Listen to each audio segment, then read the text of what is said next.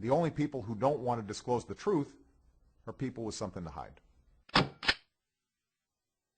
And then he instructed Dan McFall to make it happen. I mean, I heard all of this. And then I got up and went with Miller to the House chambers, shook his hand, and said, now, Jeff, and Jeff and I are on a first-name basis, and we have been for years. And I said, now, Jeff, you're not lying to me about this, are you?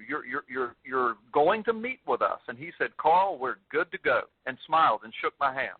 So I think he was very sincere at the time. He seemed to really want to hear the rest of this evidence. So I think one of two things happened. I think he got to thinking about it, this is number one, and realized that if he ever saw this evidence with his own eyes, he would then be culpable. He would then be responsible and accountable for his oath of office. He would then have to do something. Now, if the evidence was a bunch of junk, he wouldn't have to do anything. But I think he realized that this is for real. This is not tinfoil hat stuff. This is real, live criminal evidence, which, by the way, guys, has now been peer-reviewed by scores of VIPs all over the nation. So I think he realized that. That's one thing. I think he might have gotten cold feet. He probably called his chief of staff and said, make this meeting go away. I think the chief of staff handled it badly. I think he thought, I don't know if he knows me. I think he thought he could just brush me off, make me think I was crazy, lie to me, and I would go away with my tail between my legs. Or number two, I think he ran this by some higher-ups in Congress. Don't know who that would be, Boehner, somebody. And I think they told him, perhaps, and I don't know this, perhaps they threatened him. I mean, with all the NSA spying and the FBI spying and all of that, and, the IRS, there's no telling what somebody might have said to Jeff Miller. And then that caused him to do. Yes. I think number two is probably the most likely, because I see a pattern here that Congressman that Mickey Booth tried to give Zulu's evidence to refused to take it in his hand. I think they've been told from the top, don't accept it, don't meet with Zulu, don't touch his evidence, so they can have plausible deniability. Well, I think I think you're right, Commander. However, you and I both know at this point to argue plausible deniability would be ludicrous, because if you I heard Detective Zulu on the phone say that's what one congressman told him. Never heard about it, even though all of them got boxes of petitions on this. No, I know, and I agree with you, Commander, but I'm saying that legally, technically, they cannot claim plausible deniability because they got boxes, they've got the information. We've met with them personally. The affidavit. I ran 2.5 years of ads in the Washington Times on the issue. Yeah, I know. There's no way that they can claim that. But I think one of those two things happened, Commander and Michael. I think one of those two things. That's only speculation on my part. I have no way of knowing. It's either that or they're just complete idiots in that office. And I've known Jeff for a long time. He's not an idiot. He's not. Dan McFall, I think, has a pretty impressive resume. I think somebody told me they thought he used to work for the FBI himself. So these guys are not idiots.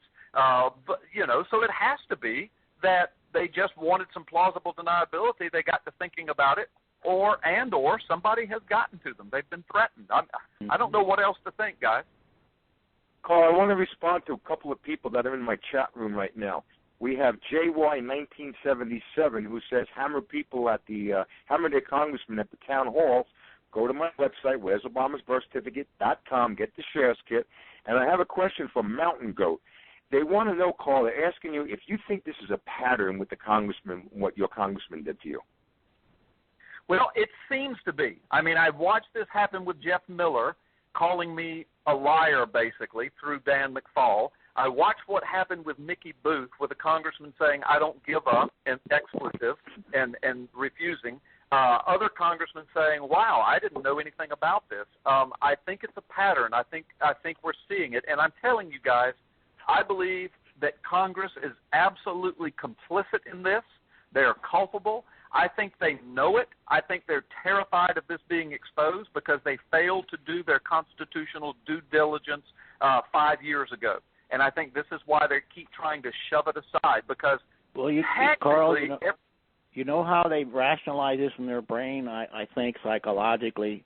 They think they're protecting we Americans from a race riot, that they are somehow protecting us from the total violence in this country, but they're just making it worse. Yes, General Paul Vallely went on a national radio talk circuit several years ago and said that he knew for a fact that the FBI knew that Obama was not eligible and that key congressmen knew that Obama was not eligible. And General Paul Vallely said, but they told him, and this is what Paul Vallely said on the radio, they told him they did not want to act because they were afraid of a black backlash. That was what the words he used. I agree with Reverend Manning. I don't think that's going to happen. I think higher of our black population in this nation than our liberal politicians do. I do not think the majority of black people will riot once the criminal evidence is laid out there, number one. Number two, if blacks and or whites did riot over this, I'm like Reverend Manning. Let them riot. Let them pay the consequences, because it's if we don't follow the law, then we're just going to be a banana republic where the most violent mob rules the day, like what's happening in Egypt right now. I do not want us to be in Egypt. I do not want us to be a Cuba or a Venezuela. We have got to be a constitutional republic. We follow the law, and whatever happens, happens, and we need to be men and women enough to deal with it. And the longer this goes on, the more people Obama is getting in the critical positions that support his agenda. Yeah, well, that's true. And the longer this goes on, the wimpier and wimpier our representatives become, even those who claim to be conservative. And it's only going to get worse. I mean, we have got to get these guys out of office. We've got to quit voting for the same ones to go right back into office. They get arrogant. Do you know Colonel West, Carl? Do you know Colonel West? Why did he go from I'm going to go up there and shake up these Obama about these eligibility issue to when he got there, and now he says nothing about it? Well, I don't know if you read my story on that, but Mike Zullo and I confronted Colonel West. Yes, I know him. I've had several personal conversations with him. We confronted him at CPAC, and he told Zullo to his face. After Zullo presented the evidence, he said, well, and I'm paraphrasing, but he said, well, I see it. It's condemning. It's powerful, but I'm not going to deal with it because I might want to run for office in the future. In other words, Alan West. Do what? It's all about them, not the country, not the Constitution, not what's right and wrong. It's all about them.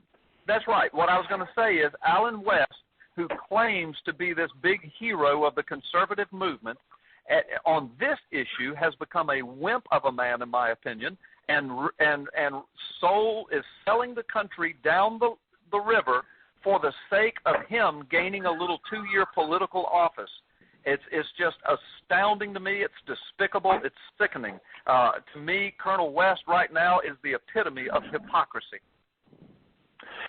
Carl, I have an update for you that I'd like to give to you right now. And if you're just joining the show, and we've got a lot of people that just logged in recently, I have on the show tonight Carl Gallups from CarlGallups.com, Freedom Friday. He does a show every Friday on WEBY 1330 from the great state of Florida. I have Lieutenant Commander Charles Kirshner, retired.